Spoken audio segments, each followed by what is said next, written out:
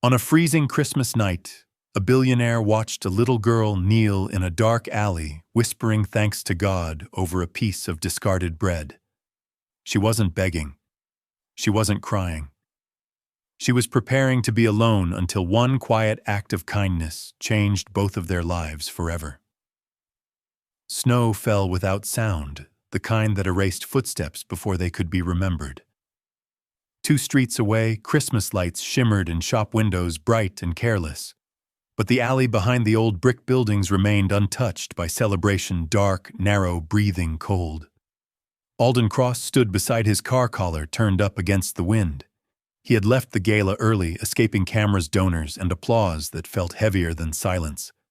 For once, he wanted nothing. No speeches, no gratitude, just quiet. That was when he saw her. A small figure knelt near the wall coat, far too large sleeves swallowing her hands. She wasn't rummaging.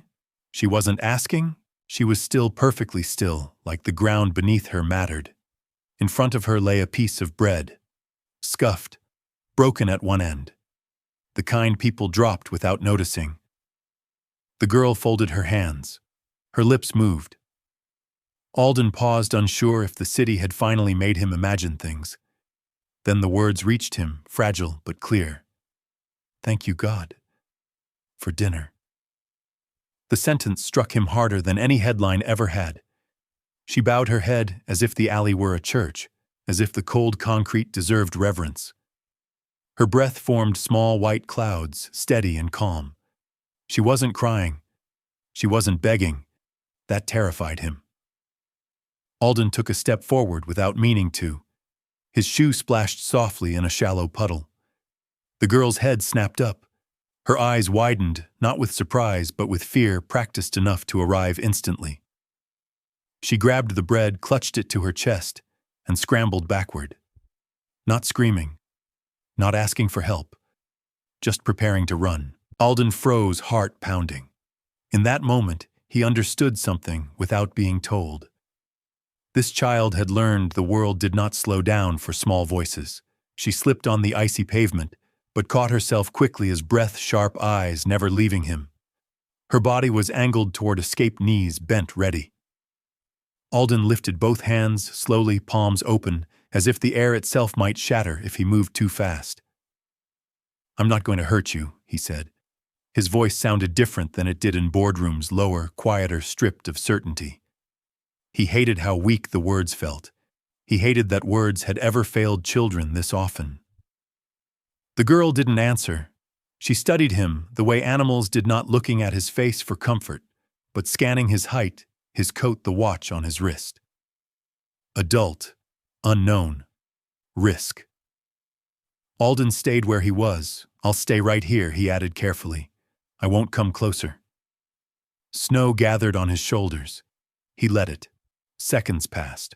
Long ones. The girl's breathing slowed, just enough to notice. Her grip on the bread loosened, though she didn't lower it. "What's your name?" Alden asked, gentle like the question mattered. She hesitated. Silence stretched, fragile and thin. "Mira," she said at last.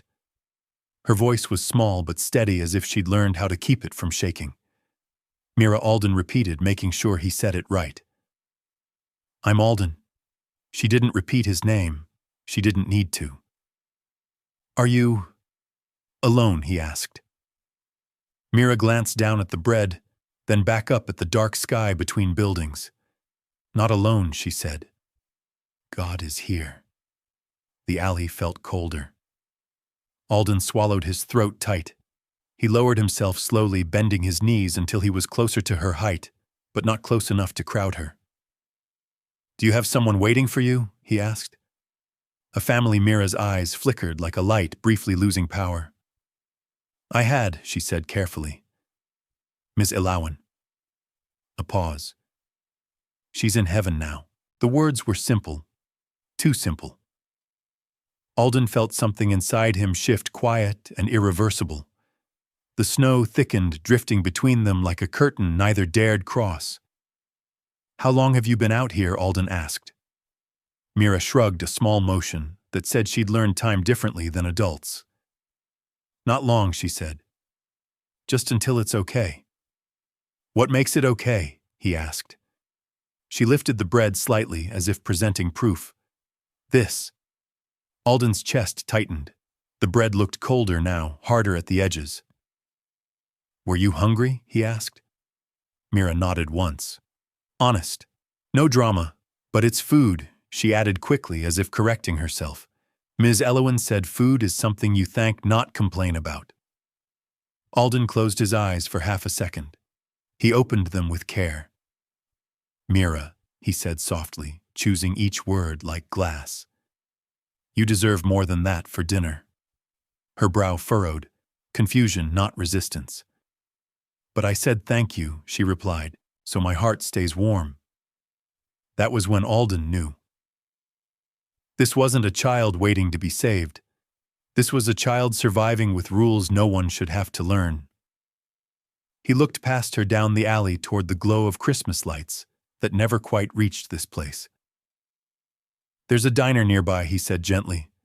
It's warm, bright. You could eat something hot. Mira stiffened. Alden immediately held up his hand again. You don't have to. I won't touch you. We can walk where you can see me the whole time. And if you don't like it, we stop. Her eyes searched his face, then the snow, then the darkness behind her. A warm place, she whispered. Yes. With soup, Alden nodded. With anything you want. Hope crept into her expression slowly, like it was afraid to arrive too soon. She took one careful step forward, then another. Okay, she said, barely louder than the falling snow. Alden didn't move to lead. He waited, and when she walked past him close but not touching, he followed at her pace, guarding the silence like something sacred. They walked side by side, not together. Mira stayed half a step ahead, as if she needed to see the path before trusting it. Alden matched her pace without comment, hands visible, movements small. Snow creaked under their shoes. The city felt muted, like it was holding its breath. After a block of silence, Mira spoke. Ms. Elowen said names matter, she said, eyes forward. Alden nodded. She sounds wise. She was, Mira replied. She found me when I didn't know where I was. She paused, then added carefully. She said, finding someone doesn't mean owning them. It means keeping them safe until they can choose. The words landed softly, but they carried weight. Alden glanced at her, then back to the sidewalk. She taught you a lot. Mira shrugged. She taught me how to wait, and how to say thank you even when things are small. They stopped at a crosswalk. Red light. Alden waited for Mira to decide when to cross. She looked up at the signal, counting silently. When it turned green, she stepped forward. She went to heaven last week, Mira said, as if mentioning the weather. She got very tired. People came. They were quiet. Then she was gone. Alden felt the cold deepen. He didn't ask questions that demanded more than she wanted to give. I'm sorry, he said simply. Mira nodded once. It's okay to be sorry. Ms. Elowen said that means you remember. They resumed walking. The diner appeared ahead, windows fogged, warm light spilling onto the sidewalk like an invitation. Mira slowed, uncertainty returning to her shoulders. Alden stopped with her. This is it, he said. Bright. Warm. We can leave anytime. Mira studied the door, the bell above it, the people inside laughing softly. A world she wasn't sure she was allowed to enter. Will I be in trouble? She asked. No, Alden said without hesitation. Not here. She took a breath that trembled only a little. Then she reached for the door. The bell chimed as they stepped inside, sharp and cheerful. Mira flinched, then relaxed when nothing bad followed. Heat wrapped around her immediately, thick, comforting. The smell of coffee butter and something fried made her stop just past the doorway. She stood there, overwhelmed, clutching her coat. A waitress looked up, ready with a practiced smile. It faltered when she saw Mira's size, her two big sleeves, the careful way she held herself. Alden spoke first. A table in the corner, please. He chose a booth with a wall behind Mira, a small detail that mattered more than it looked. She slid in carefully, feet dangling above the floor. Alden sat across from her, leaving space between them. The menu was laminated and bright. Mira held it upside down, eyes tracing the pictures like they were stories. "You can point," Alden said gently. "Anything you want." Her finger hovered, indecisive. Pancakes, soup, grilled cheese. Her voice dropped to a whisper. "I can really, yes." Mira pressed her hands over her mouth as if to keep the joy from escaping too fast. Her eyes filled, then she blinked hard, embarrassed. Alden ordered quietly, soup, bread, pancakes, milk, enough to look like a celebration without being loud about it. When the food arrived, steam rose from the bowls like breath. Mira stared, stunned. She didn't reach right away. She waited. "It's okay," Alden said. "You're not in trouble." She took a small bite, then another. Each swallow loosened something in her shoulders. Color returned to her cheeks. Her hands stopped shaking around the spoon. Halfway through, she pushed the plate back. Alden's heart clenched. "Too much," Mira shook her head quickly. "No, I want to save some. For later, for tomorrow," she said softly, "just in case." Alden looked away, blinking hard. "Mira," he said, voice steady but sure, "you don't have to live like every day is a cliff." She studied him, serious. Why, he answered with the simplest truth he had. "Because you're a kid, and kids deserve help." Her lips curved into the smallest smile. "Ms. Elowen said there are helpers you can't see." Alden nodded. She was right. Mira stacked sugar packets, carefully counting them under her breath. Order calmed her. Alden watched for a moment, then stepped a few feet away, keeping her in sight as he took out his phone. He spoke quietly, clearly. He gave facts, not drama. Where he found her. Her age. The woman who had cared for her. The week alone. He left nothing out. On the other end, the voice was tired but kind. "This is Daniel Rowe, Child Services," it said. "I appreciate you calling." Alden closed his eyes briefly. "What happens now?" There was a pause. "Tonight is difficult," Daniel admitted. "Weather surge, holiday overflow.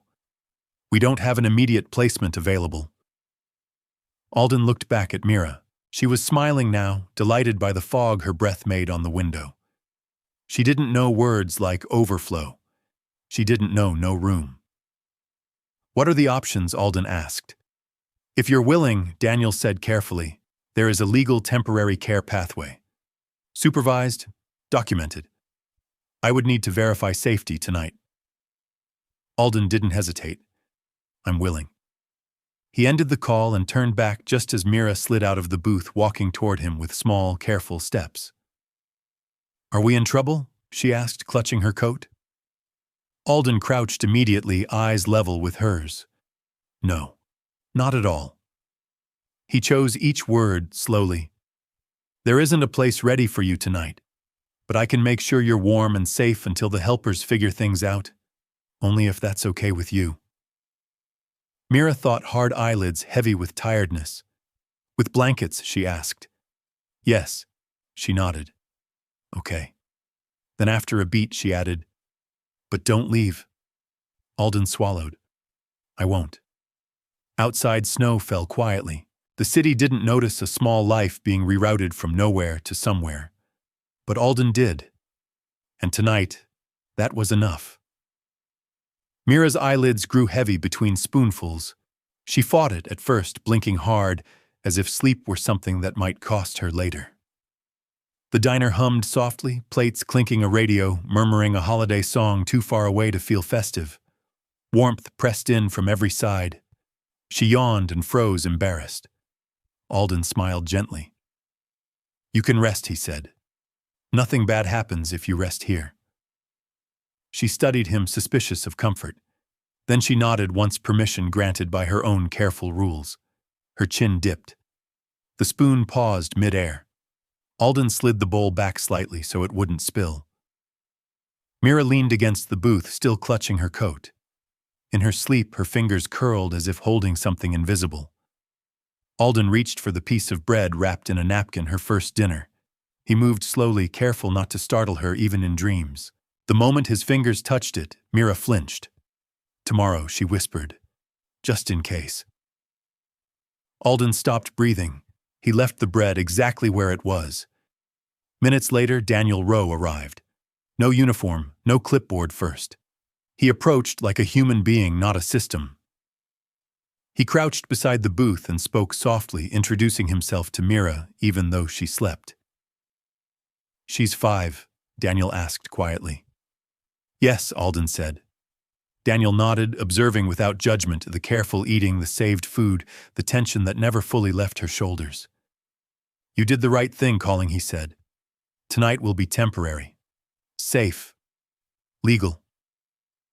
Mira stirred as they spoke. Her eyes opened, confused, then found Alden. "You came back," she said. "I'm here," Alden replied. Daniel smiled gently. "Hi, Mira. I'm one of the helpers." Mira watched him, then nodded. "Okay," she said, as if approving a plan she could finally understand. The car ride was silent, the good kind. Mira watched the city lights slide past, counting reflections in the glass. Alden drove slowly, signaling every turn like it mattered. When they arrived, the building rose clean and tall against the snow. Inside, the elevator hummed upward. Mira held the railing, steadying herself. The door opened to space-wide, polished quiet. Mira stopped just inside the threshold. "This is very big," she said carefully. "It is," Alden agreed. He saw it through her eyes now too, open, too clean, too empty. A place built for success, not for childhood. "Will I break something?" she asked. "No," he said instantly. "Nothing here is more important than you." That confused her more than anything else. Daniel completed the checks without ceremony: water, temperature, food, sleeping space. Everything documented. Everything calm. "This is temporary care," he reminded gently. "Stability matters." Mira sat on the couch, hugging a pillow like it might disappear. "Is he taking me away?" she whispered. "No," Alden said, kneeling beside her. "He's helping us." Daniel nodded. "You're safe tonight, Mira." Alden prepared the guest room with hands that moved faster than his thoughts. Fresh sheets, extra blankets. He paused, then added a small nightlight shaped like a star. He plugged it in and watched the soft glow bloom. Mira stood in the doorway, unsure. "Can I sleep here?" she asked. "Yes," Alden said. "I'll be right down the hall." She hesitated. "Promise, I promise." She climbed into bed slowly, then folded her hands.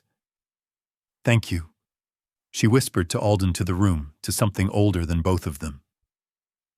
Alden turned off the overhead light and left the star glowing. In the hallway he stayed until her breathing evened out, listening to a home learn how to be quiet for someone new. Morning arrived, gently pale light slipping through the windows like it didn't want to startle anyone.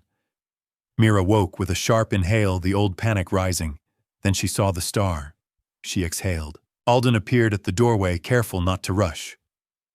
"Good morning," he said. She studied him, checking if yesterday had stayed real. "I didn't run," she said. "I'm proud of you," Alden replied. Daniel returned mid-morning with forms and reassurance. He spoke clearly, kindly. "Temporary means we're deciding the best way forward," he explained. "It doesn't mean lost." Mira listened while coloring at the table, drawing a square house with thick walls. She added 2 figures inside, then a small star above them. When Daniel asked if she felt safe, she answered without hesitation. "Yes." Paperwork was signed, photos taken, everything slow, transparent, lawful. After Daniel left, the apartment felt different, less echo, more presence. Alden made breakfast and burned the toast slightly. Mira didn't mind. "It's warm," she said. "That's what matters." She helped wipe the counter, serious about the job. "Temporary?" she asked suddenly. "Is it like waiting?" "Yes," Alden said, "but you don't have to wait alone." She nodded, satisfied for now. That night, as Alden tucked her in, she whispered, "If I say thank you, do you stay?" Alden's chest tightened. He answered with the truth he could keep. "I stay." Mira smiled, small and brave. The star glowed steadily, no longer guarding fear, but watching over trust being built one quiet night at a time. Days didn't change all at once. They softened. Mira learned where the cups were kept, low shelf, left side. She learned the refrigerator opened without consequence, that no one scolded when she stared too long before choosing. She learned the sink water could be warm every time, not just sometimes. Each morning, she stood at the edge of the kitchen, waiting. Alden noticed. He learned to nod first. "Good morning, Mira," he would say. Only then would she smile. They built routines carefully, like stacking stones where one wrong move could topple everything. Breakfast at the same time, shoes placed side by the door. A soft lamp left on at night, never turned off without warning. Mira counted steps down the hallway, always the same number. She flinched when doors closed too fast. Alden slowed everything without making it obvious.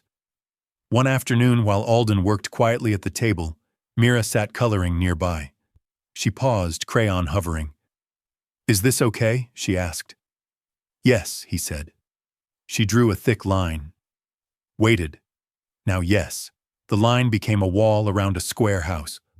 Alden realized then, safety wasn't something she felt yet. It was something she checked. Later, Daniel Rowe visited again, not to inspect, but to observe. He watched Mira move through the space, how she looked to Alden before sitting, how she relaxed when Alden stayed in view. "She's stabilizing," Daniel said quietly. "That matters." That night, Mira brushed her teeth carefully, counting strokes. She padded into bed, clutching her stuffed bear. "Alden," she whispered. "Yes, here feels shaped," she said, searching for the word. "Like it knows me." Alden sat beside her. "That's because it's learning you." She nodded, satisfied, and turned toward the wall where the star glowed, steady and sure light that didn't disappear when she closed her eyes. Preschool orientation was short. Daniel stayed nearby. Alden watched through the glass as Mira sat very still, hands folded, observing other children like she was learning a new language. When another child offered her a crayon, Mira froze. Alden's heart stopped. Then slowly Mira took it. That night she reported everything like a mission debrief. "I shared," she said, "so I shared back." "That's how it works," Alden told her.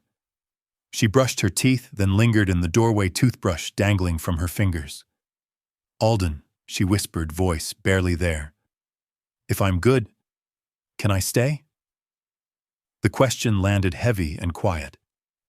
Alden knelt immediately, bringing himself level with her eyes. He didn't rush. He didn't soften the truth with lies. "Mira," he said gently, "you don't earn safety by being good." Her brow furrowed. Confusion, not disagreement. "You deserve safety," he continued, "because you exist."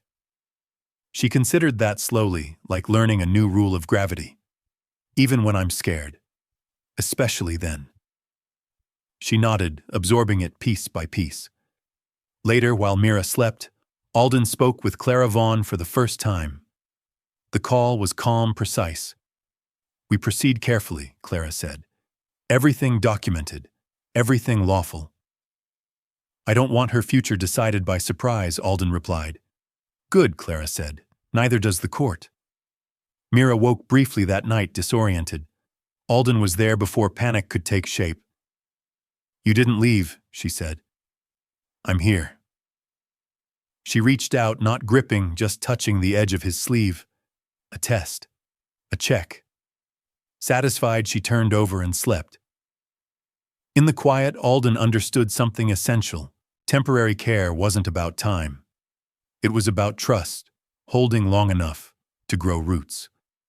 The question came on an ordinary afternoon. Mira was coloring at the dining table, tongue tucked in concentration.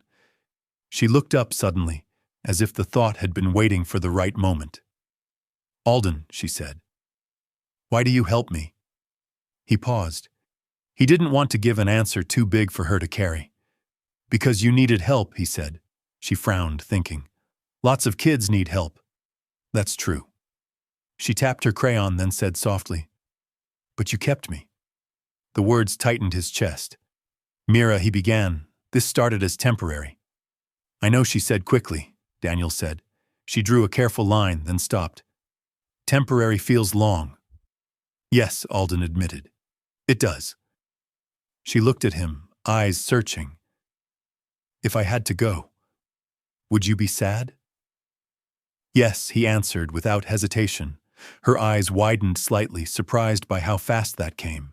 She nodded, absorbing it. "Would you miss me?" "Yes." She studied her drawing again. Ms. Elowen said sometimes families are born. Sometimes they're chosen. "That's true," Alden said quietly. Mira hesitated, then asked the question that changed everything.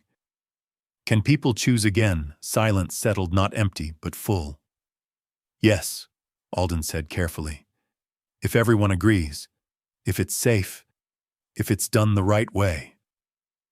Mira nodded slowly. "I would like a choice." Alden reached across the table, stopping just short of touching her hand. "If that ever happens, it would be because you deserve it. Not because of me."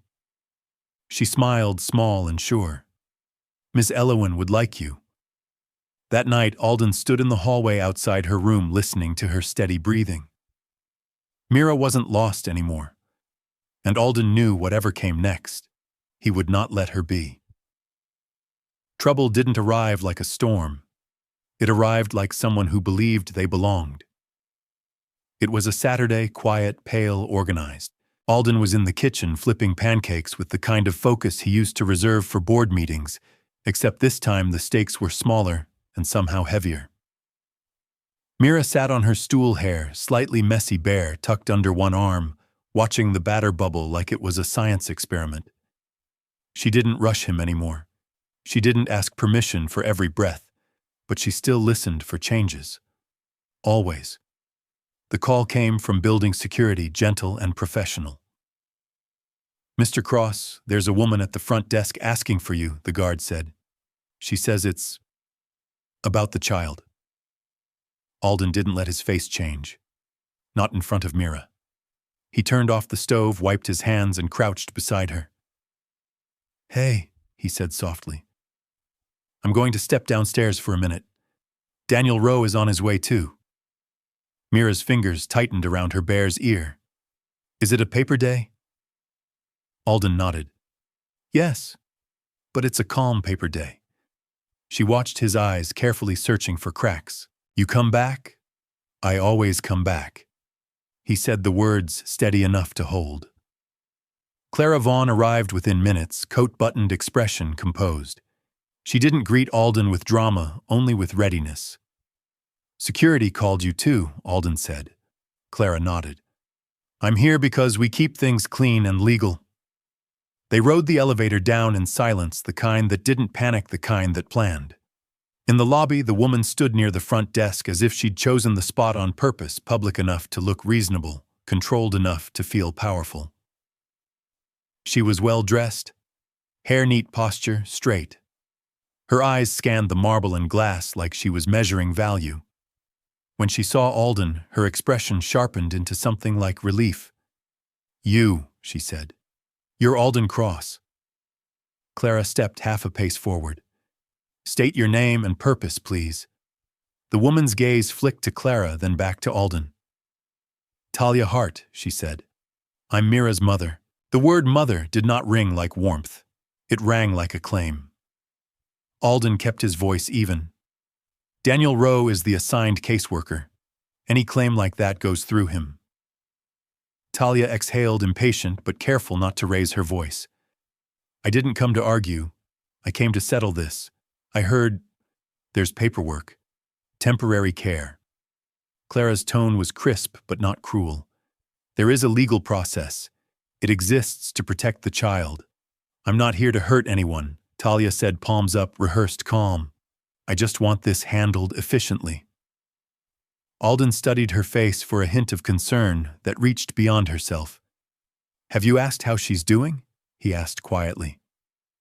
Talia blinked once as if the question annoyed her. "She's fine. She's in a penthouse. Everyone knows that now." Clara's eyes cooled. Public attention is irrelevant. The child's stability is the only topic. Talia's mouth tightened. "Stability costs money. Let's be honest. You're wealthy. You can afford to make this simple." Alden's jaw flexed. He kept his hands open at his sides. "What exactly are you asking?" Clara asked. Talia lowered her voice, still calm, still careful, like she was proposing a business deal. "Support. One-time generous support. Then I'll sign whatever I need to sign. I'll stop showing up. No confusion, no waiting." The air in the lobby felt colder without changing temperature. Clara didn't flinch. Any request involving payment tied to access or custody is not appropriate. It will be documented. Talia's eyes narrowed. "Don't act shocked. People do this all the time." Clara's response stayed measured. "We do not." Alden's voice remained low. "This isn't a transaction. This is a child." Talia's expression flickered irritation, then a thin smile. "You want to be the hero? Fine. But I'm her mother. That matters." "It matters legally," Clara corrected, "only as part of a larger question, the child's best interest." Talia leaned slightly closer still within the boundary of polite. "So here's my offer. You keep doing what you're doing. I disappear. You provide support. We all move on." Alden felt the temptation to explode, to say something sharp, unforgettable. But he pictured Mira at the kitchen table, pancakes waiting bare in her lap, eyes trained on the future like it might vanish. So he chose restraint. "There will be no payment," Alden said. Talia's smile fell. "Then we do it the hard way." Clara's voice stayed calm. "We do it the right way. Through Daniel. Through the court." Talia's gaze snapped to Alden, frustration tightening her face. "You're really going to drag this out?" Alden met her eyes without raising his voice. "I'm going to protect her legally. That's all." For the first time, uncertainty touched Talia's expression, quick, controlled, then gone. She straightened her coat, forcing composure back into place. "Fine," she said. "You'll hear from my lawyer." Clara nodded. "And you'll hear from ours." Talia walked out with quiet heels and a quiet fury, leaving the lobby polished and unchanged, except Alden's pulse had shifted into a steady, dangerous focus. Daniel Rowe arrived moments later, breath visible from the cold outside. He listened as Clara summarized, then nodded once. "You handled that correctly," he said. "Now we document everything." Upstairs, Mira looked up the second Alden stepped into the apartment. "You came back," she whispered. Alden knelt. "Always." Mira exhaled like she'd been holding her breath since before she could name it. Was it loud? Alden shook his head. No. It was quiet. Mira nodded as if quiet meant safe. "Okay," she said softly. "Then I can eat." And Alden realized the real battle wouldn't be dramatic. It would be patient, legal, and built from quiet choices that kept a child's world steady. Protection didn't look like locked fists. It looked like a notebook, a timestamp, a calm voice repeating the same sentence until it became a wall. Clara Vaughn sat up at Alden's dining table with a legal pad and a laptop, the kind of gear that didn't impress anyone on television, but changed lives in real rooms. Daniel Rowe sat across from her, steady professional, scanning the notes from the lobby encounter. First, Clara said no direct contact, no private conversations, no impulsive replies. Everything goes through documented channels. Alden nodded. "Understood." Daniel added, "We'll update the case file immediately. We'll include today's interaction, the nature of the request, and your refusal." Clara's pen moved smoothly. "If she contacts you again, you forward it to me. You do not answer." Alden exhaled. "I won't." In the doorway, Mira hovered, bare held tight. She didn't interrupt. She watched. She had learned that grown-up conversations sometimes changed the weather in a room. Alden noticed her presence and shifted instantly. He lowered his voice and turned toward her with his whole attention. "Hey, Mira," he said softly. "Do you want to color while we do paper stuff?" She nodded, cautious. "Is it about me?" "It's to keep things clear," Alden said. "So you stay safe." Safe. The word eased her shoulders a fraction. She climbed onto her stool and opened her coloring book with careful hands. The crayons lined up like tiny soldiers. She chose a blue first, then a yellow. She drew a square house, thicker walls than before, and a fence around it, strong, neat, intentional. Clara watched the drawing without staring. When Mira looked up, Clara offered a small smile, respectful and calm. "You're doing great," Clara said. Mira didn't smile right away. "Do you take kids away?" she asked, voice small. The room went still. Daniel didn't react with alarm. He turned his body slightly toward her, lowering himself to her eye level from a comfortable distance. "My job is to make sure kids are safe," Daniel said gently. "Sometimes that means finding the safest place for them." And right now he glanced toward Alden, then back to Mira. "You are safe here." Mira's gaze flicked to Alden like a compass checking north. Alden spoke quietly. "You're safe with me." Mira nodded, slow, satisfied enough to keep coloring. Clara resumed, voice measured. "We're also going to schedule a home visit. Not because we doubt you," she said to Alden, "but because the system requires consistency." Alden's jaw tightened, not from anger, but from the pressure of being evaluated. "I can do boring," he said. "Boring is fine." Daniel nodded. "Boring is good. Boring means predictable." That night, Alden checked the apartment like a man learning to see corners. Not out of fear, out of responsibility. He tested the nightlight. He checked the step stool. He placed Mira's coat on a hook low enough for her reach. Mira watched him from the hallway. "You're making it shaped," she said, using her word again. Alden turned. "I'm making it yours." Her eyes filled slightly. Then she blinked hard, refusing to let the emotions spill too fast. Clara called with an update later that evening. "Talia texted your office number," she said. She offered a clean agreement again. Alden didn't ask for details. "You documented it, screenshot." "Saved." "Logged," Clara said.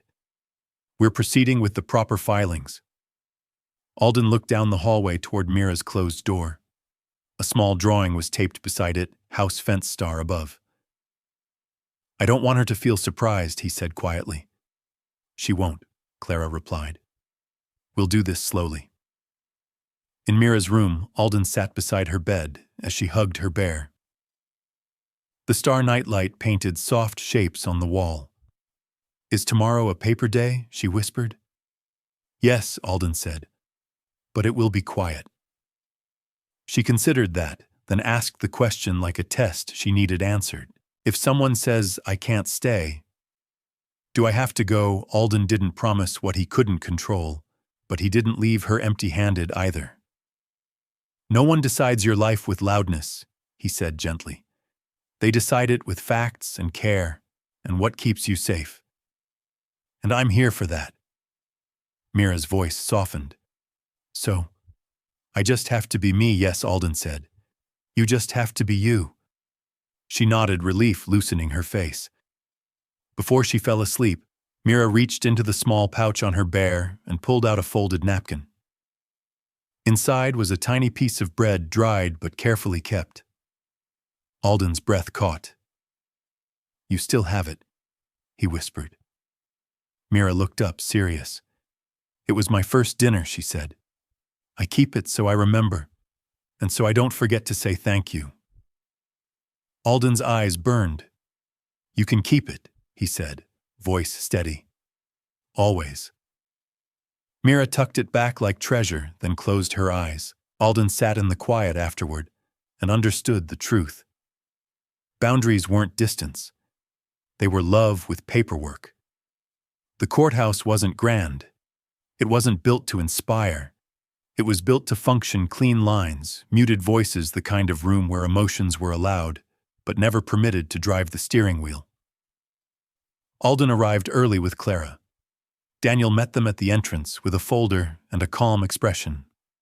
"You're doing fine," Daniel said, not as reassurance, but as fact. Alden nodded, eyes forward. "Mira's with the sitter. She's safe." Clara gave him a brief look. "Today is about structure. We keep it simple." Inside the hearing room, the judge sat without drama, reading documents like a person who understood the weight of paper. Talia Hart entered a few minutes later, composed, dressed as if she were attending a business lunch. She glanced at Alden, then at Clara, then away. Her posture said, "I shouldn't have to be here." The judge began with quiet clarity. "This matter concerns the welfare and stability of a minor child," he said. "We will proceed respectfully." Clara presented first. No speeches, no character attacks, no theatrical outrage, only a timeline. She was found alone on the evening of December 24th. Clara said evenly. Mr. Cross contacted Child Services immediately. He pursued temporary care through the legal pathway. He complied with verification and documentation. Daniel confirmed, voice calm, describing routine observations, the child's adjustment, the developing sense of safety, the steady routines, the absence of chaos. Then Clara introduced the key issue without raising her volume. "Miss Hart has made repeated attempts to propose financial support in exchange for disengagement or simplified custody," she said. "We have those communications documented." Talia's attorney shifted, preparing an objection. The judge lifted a hand. "I have reviewed the materials. Continue." Talia's attorney spoke next, emphasizing biological relation, calling it a misunderstanding, framing the requests as assistance during hardship. The words were polished, careful, legal. The judge listened without interruption. Then he turned to Talia directly. "Ms. Hart," he said, "did you seek contact through official channels prior to learning Mr. Cross had temporary custody?" Talia's lips pressed together. "I wasn't aware of the process," she said. The judge nodded once. "Did you request money connected to access or custody?" Talia's eyes flickered. "I asked for support," she said. "He's wealthy." The judge's voice did not sharpen. It didn't need to. "This court does not measure a child's stability by someone else's bank account," he said calmly. He turned to Alden. "Mr. Cross," he said, "state your intention." Alden stood. He did not grandstand. He did not perform. He spoke like a man in a quiet room, trying to keep a child's world quiet. "She didn't ask me for anything big," he said. "She asked for something warm. She asked if she could rest without being in trouble. Then she asked if she could stop feeling lost." He swallowed, eyes steady. "My intention is to protect her lawfully," he continued, "and to provide stable care if approved. Not as a symbol, not as a story, as a home." The judge watched him for a long moment, then looked down at his notes. "This court does not decide based on blood alone," he said. "We decide based on where a child is no longer afraid." The sentence fell into the room like a soft lock clicking shut. The judge ordered clear measures, continued temporary placement under documented supervision, structured communication through attorneys' boundaries that protected the child's stability, and a pathway for the next steps if adoption was pursued properly. Not punishment. Protection. When the hearing ended, Talia left quickly, face-tight composure maintained, but brittle at the edges. Clara didn't react. Daniel didn't celebrate. Alden didn't smile. Outside, snow drifted down in small flakes, quiet and ordinary. Alden returned home to Mira, who waited on the couch with her bear. She didn't rush him. She didn't jump up. She simply looked into his face like it was a weather report. "You came back," she whispered. Alden knelt and opened his arms carefully, letting her choose. Mira leaned into him, slow and sure. "Was it scary?" she asked. "It was serious," Alden said honestly. "But it stayed quiet." Mira nodded like quiet was the best ending a day could have. She rested her head on his shoulder, then asked the question that mattered more than the court. So, I'm not lost, Alden's voice softened. Not anymore. And in the warm, steady glow of the star nightlight down the hall, a life that once felt temporary began to feel quietly, completely real. The home visit happened on a weekday morning, intentionally ordinary. Daniel Rowe arrived first, followed by another evaluator, polite calm shoes, removed at the door without being asked. That detail mattered. Mira noticed it immediately. She stood in the hallway with her bear tucked under her arm, watching the adults move carefully through the space, not inspecting, observing. The difference felt important. Alden answered questions honestly, routines, meals, school plans, emergency contacts. He didn't try to impress. He didn't rush. He treated each answer like something meant to last. The evaluator nodded, writing notes quietly. Mira sat at the dining table coloring, pretending not to listen while absorbing every word. She drew the house again, square-grounded. This time she added windows, open ones. Daniel crouched near her, voice low. That's a nice drawing. Mira didn't smile right away. She studied him. Do you take kids away? She asked. The room paused, not tense, just attentive. My job, Daniel said gently, is to make sure kids are safe. Mira's eyes flicked to Alden like a compass checking north. Alden met her gaze and nodded once. I'm safe here, Mira said, testing the sentence aloud.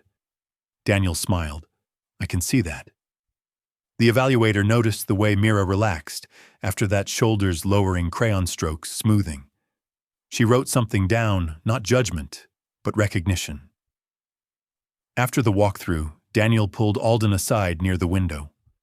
Snow fell lightly outside, soft enough to erase yesterday's footprints. She's bonded to you, Daniel said. That can be complicated, but when it's healthy, it's also evidence of stability. Alden's jaw tightened. Is that bad? It can be, Daniel replied.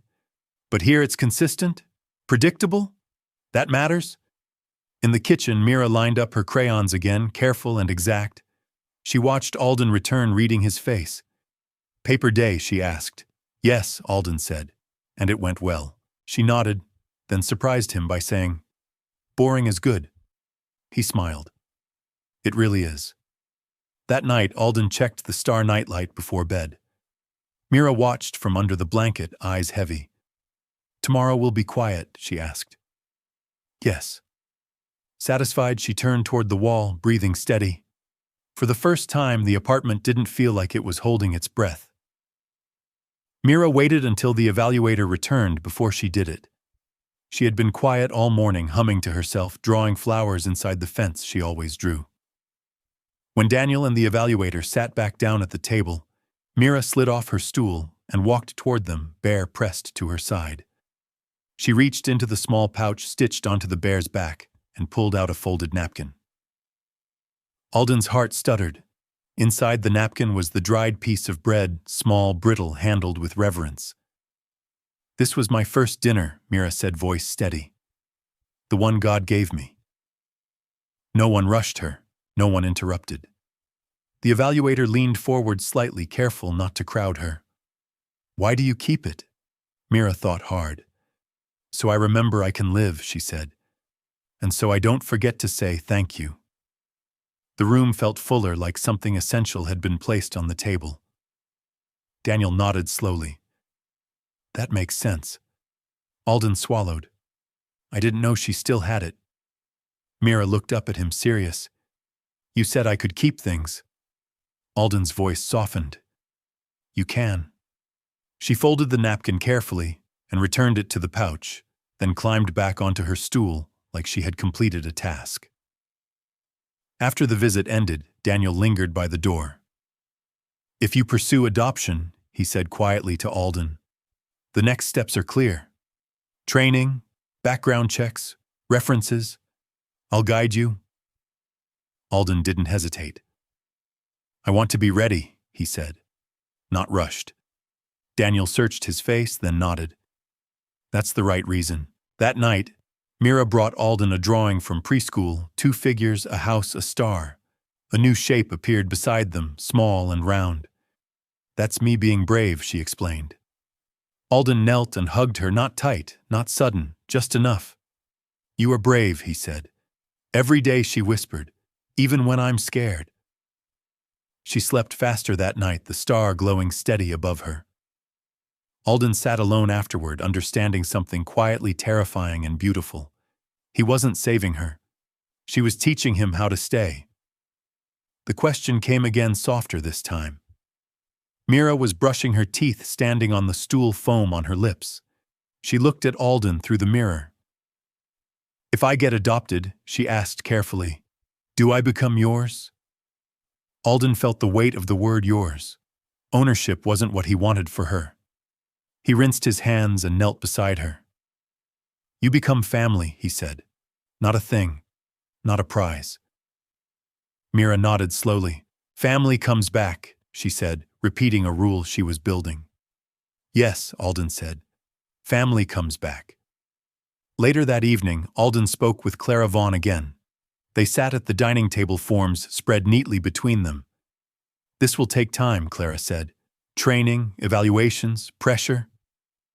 Alden looked down the hallway toward Mira's closed door. They can come, he said. I won't let her learn forever is a lie. Clara's eyes softened. Then we start preparing. Mira appeared in the doorway holding a drawing. She had written letters beneath the house, uneven, careful. Forever. Is forever real? She asked. Alden took the drawing with both hands as if it were fragile. He knelt to her level. Forever is something we build, he said. Every day. With care. With truth. Mira exhaled a long breath that sounded like relief. Can we build it? Yes, Alden said, voice steady. We can. She leaned into him, small and certain. That night, snow fell quietly outside. The star nightlight glowed. The apartment no longer felt temporary. It felt like a place learning how to keep promises. Somewhere deep inside, Alden knew the truth his paperwork hadn't caught up to yet. This wasn't the end of temporary care. It was the beginning of forever done the right way, one quiet choice at a time. The courtroom was smaller than Mira expected. No echo, no raised voices. Just soft wood, steady light, and adults speaking carefully, as if the room itself understood a child was present. Mira sat beside Alden's feet, not touching the floor, hands folded in her lap. She wore a simple dress and the star-shaped hair clip Alden had bought that morning. It didn't sparkle loudly, it didn't need to. The judge smiled gently. Mira, he said, do you know why you're here today? Mira nodded, serious. So I don't get lost. A few people inhaled quietly. The judge turned to Alden. Mr. Cross, are you prepared to assume permanent responsibility to provide care, stability, and protection for this child? Alden didn't hesitate. Yes. Completely. Paper slid across the desk. Pens moved, stamps pressed down. The sound was small but final. The judge looked back at Mira. From today forward, you are legally part of this family. Mira blinked once. That means I stay, Alden's voice was steady, full. It means you stay. Her shoulders dropped like something heavy had finally been set down. She leaned into Alden without asking. Outside the courthouse, snow fell softly. Mira looked up at the sky. Miss Elowen can see this, right? She asked. Alden nodded. She can. Mira smiled through quiet tears. I think she's proud. A name had changed on paper, but what really changed was something deeper. Mira was no longer waiting to be chosen. She had been. Home felt different now.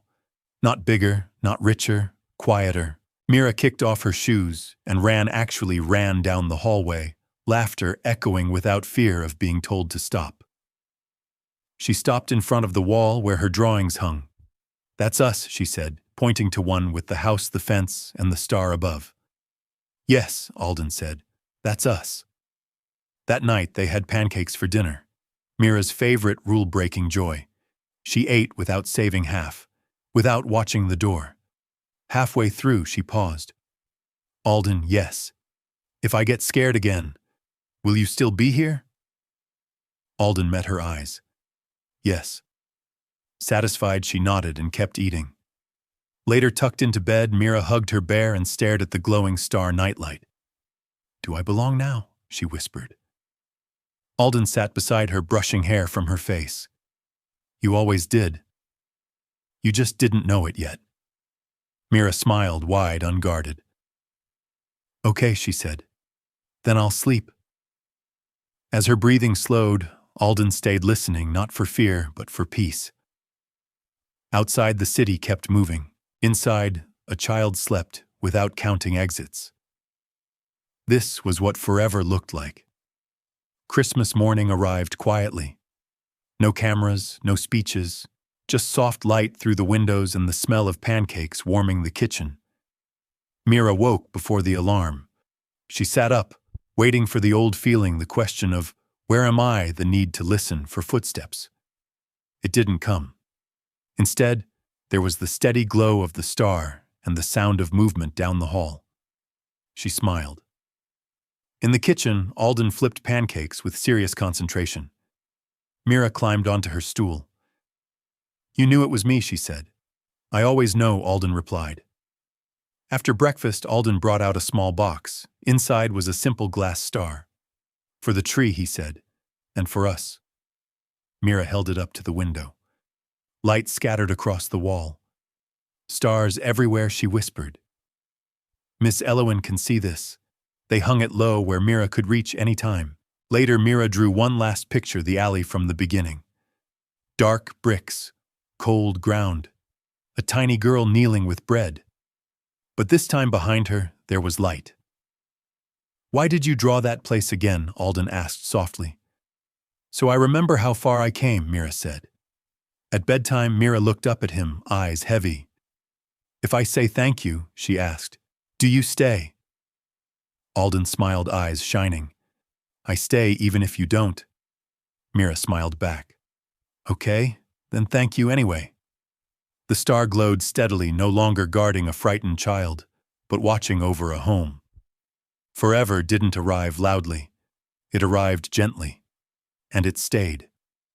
Did this story move your soul? Share your feelings in the comments and rate it from 1 to 10. Don't forget to like, share, and subscribe, then tap the bell icon so you never miss a new story. Click the end screen to watch another heartfelt video. See you in the next story.